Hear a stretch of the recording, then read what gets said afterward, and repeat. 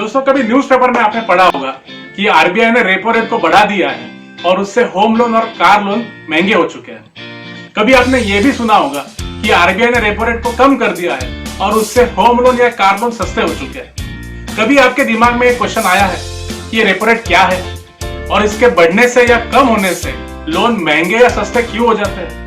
अगर आपके दिमाग में भी ये सवाल आया है तो एकदम सही वीडियो आप देख रहे हैं, क्योंकि इस लेक्चर सीरीज में रेपो रेट क्या है, मॉनेटरी पॉलिसी क्या है, इस विषय संबंधी सारे बेसिक कंसेप्ट को मैं डिस्कस करने जा रहा हूं। यूपीएससी हो, यूपीपीएससी हो या एमपीपीएससी हो, इन सारी स्पर्धा परीक्षाओं में यह विषय बार बार पूछा जाता है।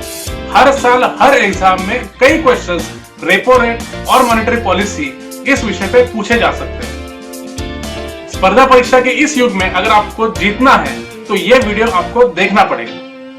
भारत में चल रही आर्थिक मंदी के बारे में मैंने एक और लेक्चर सीरीज बनाई है, उस लेक्चर सीरीज को आप यहां देख सकते हैं। तो चलिए आगे बढ़ते हैं। और हाँ, आगे बढ़ने से पहले फटाफट इस चैनल को सब्सक्राइब कर लीजिए और बेल आइकन पे क्लिक करना मत भूलिए, ताकि आने वाला हर वीडियो आप मिस नहीं करेंगे। तो चलिए रेपो रेट के बारे में डिस्कस करते हैं।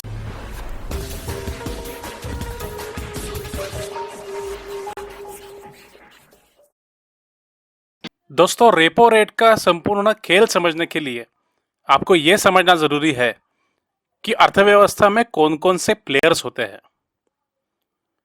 कुल मिला के 5 मुख्य प्लेयर्स होते हैं। सबसे पहला प्लेयर है reserve bank of India, RBI. RBI ये देश की संपूर्ण बैंकिंग प्रणाली का मुखिया होता है। देश की सारी बैंकों को यह रेगुलेट करता है। दूसरा मुख्य प्लेयर है कमर्शियल बैंक्स। तीसरा प्लेयर है डिपॉजिटर्स यानी खाता धारक। ये ऐसे लोग हैं जिनका अलग अलग बैंकों में बचत या चालू खाता होता है। अगले प्लेयर है कंपनी या उद्योग। दोस्तों, कंपनियों को या उद्योगों को अपना व्यवसाय चलाने के लिए, अपना बिजनेस चलाने के लिए कई बार लोन की जरूरत होती है और इसीलिए वो बैंकों के पास लोन की मांग करते हैं। अगला मुख्य प्लेयर है सरकार। इसमें राज्य सरकार एवं केंद्र सरकार, ये दोनों सरकारें आती है। तो दोस्तों, अभी हमने देखा कि आरबीआई संपूर्ण बैंकिंग प्रणाली का मुखिया होता है। देश के सारे कमर्शियल बैंकों को, कोऑपरेटिव बैंकों को यह रेगुलेट करता है। एक कानून है 1949 का बैंकिंग रेगुलेशन एक्ट, और इसी कानून के तहत आरबीआई देश के संपूर्ण बैंकिंग प्रणाली को नियमित करता है। आगे बढ़ने से पहले एक सिंपल सी बात हमें समझनी पड़ेगी कि किसी बैंक का बिजनेस मॉडल किस प्रकार होता है। कोई बैंक अगर व्यवसाय करती है तो वो किस प्रकार करती है। हमें यह समझना पड़ेगा कि बैंक की एक तरफ होते हैं डिपॉजिटर्स या खाता धारक, और बैंक की दूसरी तरफ होती है इंडस्ट्री या उद्योग। खाता धारक बचत करते हैं और उस बचत को बैंक में जमा करते हैं, और उसके बदले बैंक खाता धारकों को ब्याज देता है। बैंक के पास जो राशि जमा होती है, उस राशि से बैंक उद्योगों को कर्ज देती है और उसके बदले में उनसे ब्याज लेती है। खाता धारकों को दिया ब्याज और उद्योगों से मिला ब्याज, इसमें जो अंतर होता है वही बैंक का प्रॉफिट मार्जिन होता है। इसीलिए कई बार बैंक को वित्तीय मध्यस्थ या फाइनेंशियल इंटरमेडियरी बोला जाता है। बैंक एक मध्यस्थ की तरह काम करता है। एक तरफ होता है खाता धारक और एक तरफ होता है उद्योग।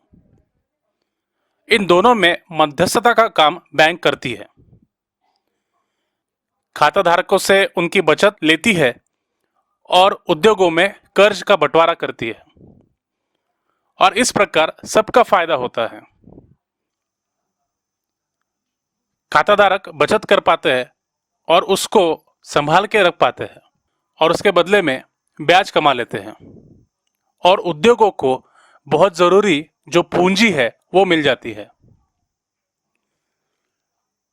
यही है एक बैंक का सिंपल बिजनेस मॉडल। कोई भी बैंक इस प्रकार अपना बिजनेस चलाती है। दोस्तों अब बात करते हैं रेपो रेट की। रेपो रेट की व्याख्या देखिए।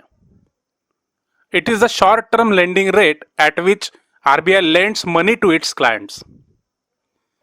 Repo rate monetary policy committee तय करती है, जिसके मुखिया होते हैं आरबीआई के गवर्नर। फरवरी 2015 में आरबीआई और गवर्नमेंट ऑफ इंडिया में एक एग्रीमेंट हुई थी। उस एग्रीमेंट का नाम है मॉनेटरी पॉलिसी फ्रेमवर्क एग्रीमेंट। और इस एग्रीमेंट के तहत मॉनेटरी पॉलिसी में कई बदलाव किए गए।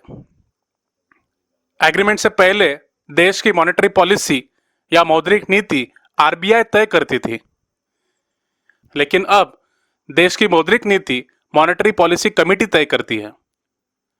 इसके मुखिया आरबीआई के गवर्नर तो होते हैं, आरबीआई के डिप्टी गवर्नर इसके मेंबर तो होते हैं, लेकिन उसके साथ साथ सरकार के कुछ प्रतिनिधि भी होते हैं। मॉनेटरी पॉलिसी कमेटी हर 2 महीने में मिलती है और हर 2 महीने के बाद मौद्रिक नीति का मॉनेटरी पॉलिसी का रिव्यू करती है। इस एग्रीमेंट के तहत मॉनेटरी पॉलिसी कमेटी का एक मुख्य रोल है। मॉनेटरी पॉलिसी का रोल है संपूर्ण देश की मौद्रिक नीति को तैयार करना और महंगाई को नियंत्रित करना। मॉनेटरी पॉलिसी कमेटी के लिए सरकार ने एक फ्रेमवर्क बनाया है और उसी फ्रेमवर्क के अंदर मॉनेटरी पॉलिसी कमेटी को महंगाई को नियंत्रित करना पड़ता है। इसे हम कहते हैं इन्फ्लेशन टारगेटिंग। इसका मतलब महंगाई को 2% से लेकर 6% के बीच में कंट्रोल करने की जिम्मेदारी मॉनेटरी पॉलिसी कमेटी की है।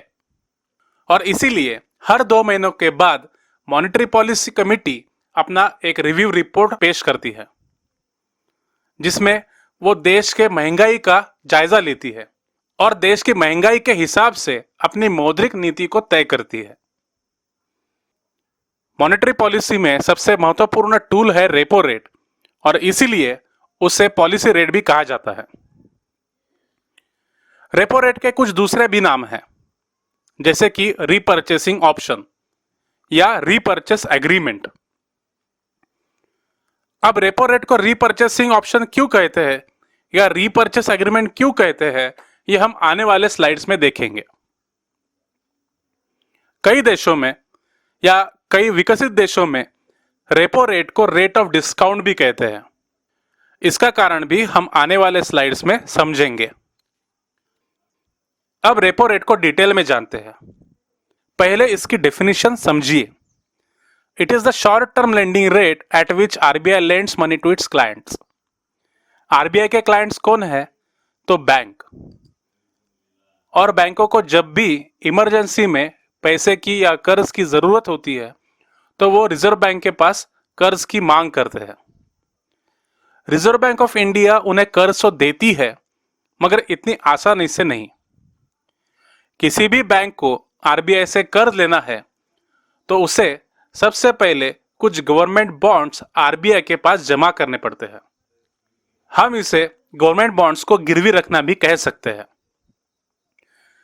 जितने मूल्य के गवर्नमेंट बॉन्ड्स कोई भी बैंक आरबीआई के पास जमा करती है, उतने ही मूल्य का कर्ज उस बैंक को मिल सकता है। यह कर्ज यूजुअली शॉर्ट टर्म के लिए होता है। 12 महीनों से कम ड्यूरेशन के लिए जो भी लोन लिया जाता है उसे हम शॉर्ट टर्म लोन कहते हैं। अब यह शॉर्ट टर्म लोन 30 दिनों का भी हो सकता है, 60 दिनों का भी हो सकता है, 90 दिनों का भी हो सकता है और 180 दिनों का भी हो सकता है। किसी भी बैंक को इस तरीके से शॉर्ट टर्म लोन की अगर जरूरत है तो वो आरबीआई के पास मांग करती है। आरबीआई लोन देने से मना नहीं करती, मगर लोन देने से पहले वो गवर्नमेंट बॉन्ड्स को मांगती है। मतलब किसी भी बैंक को अगर आरबीआई से लोन चाहिए तो उसे गवर्नमेंट बॉन्ड्स को गिरवी रखना पड़ता है। जितने मूल्य के गवर्नमेंट बॉन्ड्स कोई भी बैंक गिरवी रखती है, उतने ही मूल्य का कर्ज उसे मिल सकता है। अब आरबीआई जो भी शॉर्ट टर्म लोन बैंकों को देती है, उसके बदले में जिस ब्याज दर को वो वसूलती है उस ब्याज दर को रेपो रेट कहते हैं। मतलब यहाँ पे आरबीआई के क्लाइंट्स कौन है? तो बैंकों को शॉर्ट टर्म लोन चाहिए, मतलब 12 महीनों से कम कालावधि का लोन चाहिए। आरबीआई क्या करती है? गवर्नमेंट बॉन्ड्स को अपने पास ले लेती है और उसके बदले में लोन देती है। बट दिए हुए लोन के बदले में जो ब्याज वसूली करती है उस ब्याज को हम रेपो रेट कहते हैं। लेक्चर की शुरुआत में हमने एक सवाल देखा था कि रेपो रेट के बढ़ने से या कम होने से होम लोन या कार लोन महंगे या सस्ते क्यों हो जाते हैं। इसे समझना बहुत आसान है। जब भी आरबीआई रेपो रेट को बढ़ा देती है, इसका मतलब बैंकों के लिए यह कर्ज महंगा हो जाता है। बैंकों को कर्ज के बदले ज्यादा ब्याज दर देनी पड़ती है, और अगर बैंकों के लिए कर्ज महंगा हो जाता है तो वो बैंक अपने कर्ज की दरें भी बढ़ा देती है। अगर बैंकों को ज्यादा ब्याज दर देनी पड़ रही है तो वो अपने ग्राहकों से भी ज्यादा ब्याज दर वसूल करेंगे, क्योंकि यही तो किसी भी बैंक का सिंपल बिजनेस मॉडल है। जिस प्रकार कोई भी बिजनेसमैन या कोई भी व्यापारी कच्चा माल सस्ते में खरीद कर उसे महंगे में बेचता है और मुनाफा कमाता है, उसी तरह कोई भी कमर्शियल बैंक कच्चे माल को सस्ते में खरीदेगी और उसे महंगे में बेचेगी। अब बैंक का कच्चा माल क्या है? तो डिपॉजिट्स। और बैंक का पक्का माल क्या है? तो लोन्स।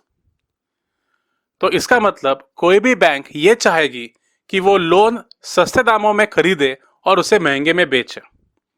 अगर आरबीआई रेपो रेट को कम कर देती है तो बैंकों के लिए कर्ज सस्ता हो जाएगा, और अगर बैंकों के लिए कर्ज सस्ता हो गया तो वो अपने ग्राहकों से भी कम ब्याज दर ले लेंगे।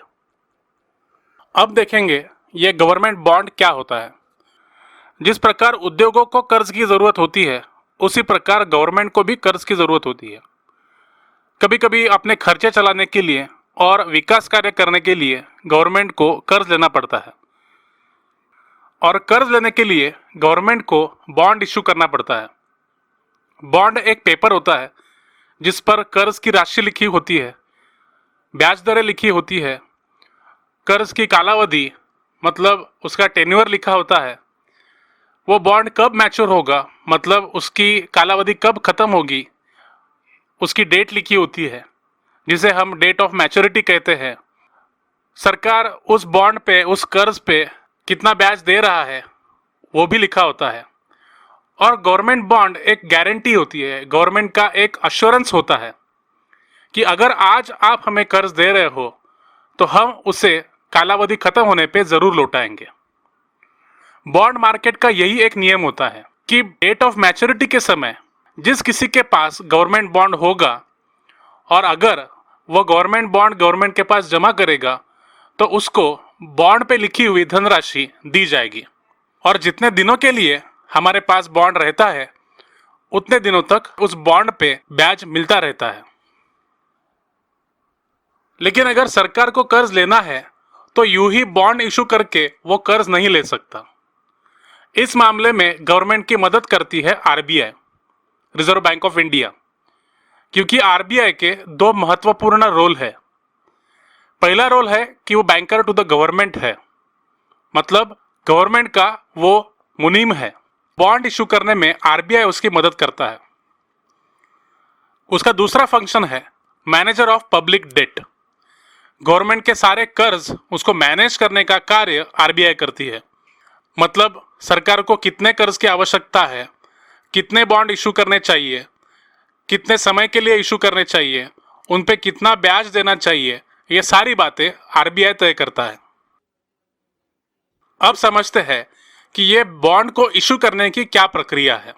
सरकार को कितना कर्ज चाहिए, कितनी धनराशि चाहिए, ये सरकार के साथ चर्चा करके आरबीआई डिसाइड करती है, और उसके बाद बॉन्ड्स को इशू किया जाता है।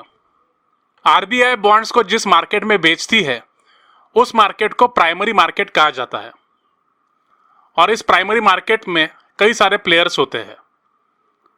For example commercial banks, scheduled urban cooperative banks, insurance companies, pension funds, primary dealers इत्यादि। कुछ वित्तीय संस्थाएं होती है जिन्हें आरबीआई प्राइमरी डीलर्स का दर्जा देती है, और ये सारे प्लेयर्स प्राइमरी मार्केट में आरबीआई से बॉन्ड को खरीद सकते हैं।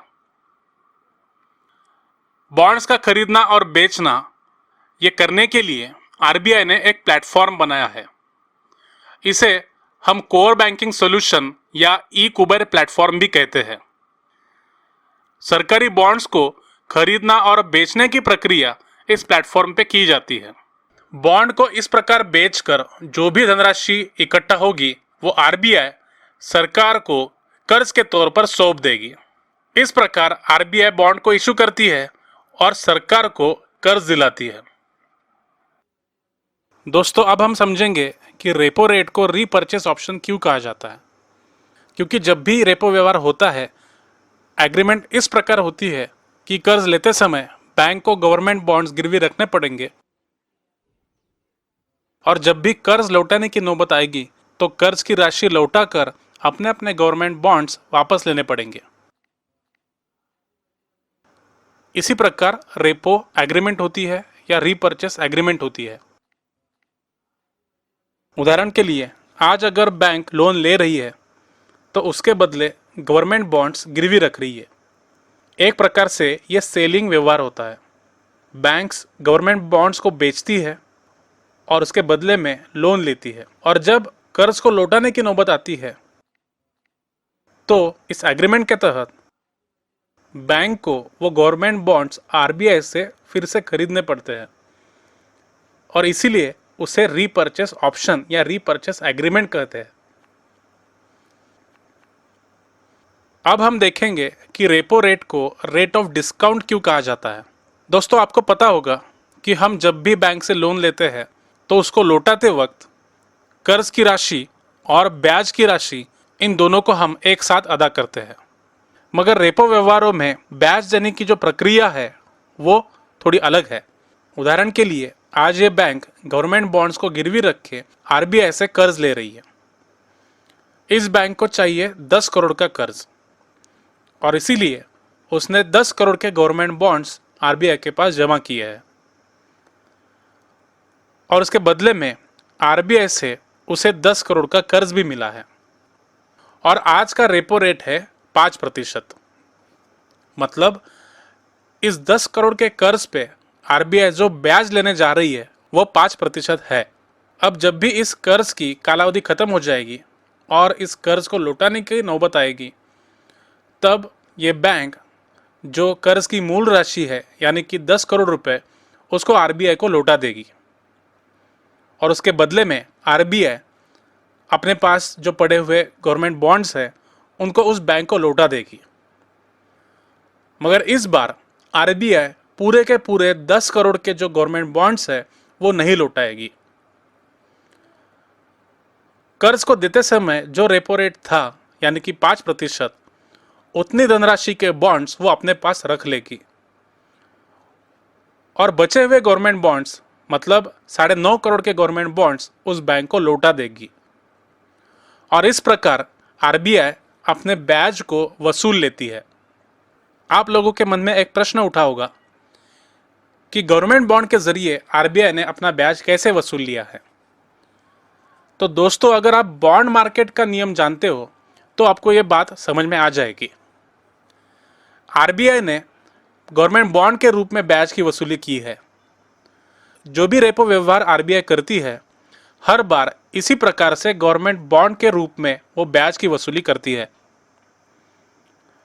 और उसके पास गवर्नमेंट बॉन्ड्स जमा हो जाते हैं। इन गवर्नमेंट बॉन्ड्स की जब मैच्योरिटी डेट आती है, मतलब जब इन बॉन्ड्स की कालावधि खत्म हो जाती है, उन बॉन्ड्स को आरबीआई सरकार के पास जमा करके अपनी अपनी धनराशि वापस ले लेती है, क्योंकि यही बॉन्ड मार्केट का नियम है।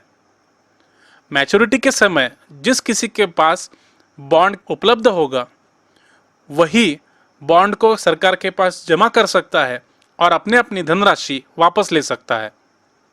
दोस्तों, अगर आप चाहते हैं कि बॉन्ड मार्केट को अच्छी तरीके से समझा जाए तो आप मुझे कमेंट सेक्शन में बताइए। मैं बॉन्ड मार्केट और उससे जुड़ी संकल्पनाओं को लेकर एक अलग से लेक्चर सीरीज बनाऊंगा। दोस्तों, मैं आशा करता हूँ कि रेपो रेट के बारे में आप समझ गए हैं, रेपो रेट से जुड़ी सारी संकल्पनाएं भी आप समझ गए हैं। अगर आपको किसी प्रकार की डाउट है तो आप कमेंट सेक्शन में मुझे बता सकते हैं। यह मैंने मेरे इंस्टाग्राम हैंडल्स, फेसबुक और टेलीग्राम हैंडल्स को भी लिख दिया है। आप कभी भी आपके डाउट लेकर मुझ तक पहुंच सकते हैं। तो दोस्तों, रेपो रेट और मॉनेटरी पॉलिसी से संबंधित हमने कई बेसिक कंसेप्ट्स के बारे में आज डिस्कशन किया। अगर आपको कुछ डाउट है तो आप कमेंट सेक्शन में पूछ सकते हैं। अगर आपको ये वीडियो अच्छा लगा है तो अपने दोस्तों के साथ शेयर भी कर सकते हैं। और अभी तक आपने सब्सक्राइब नहीं किया है तो फटाफट इस चैनल को सब्सक्राइब कर लीजिए और बेल आइकन पे क्लिक कीजिए। मतलब आने वाले किसी भी वीडियो को आप मिस नहीं कर पाएंगे। Thank you.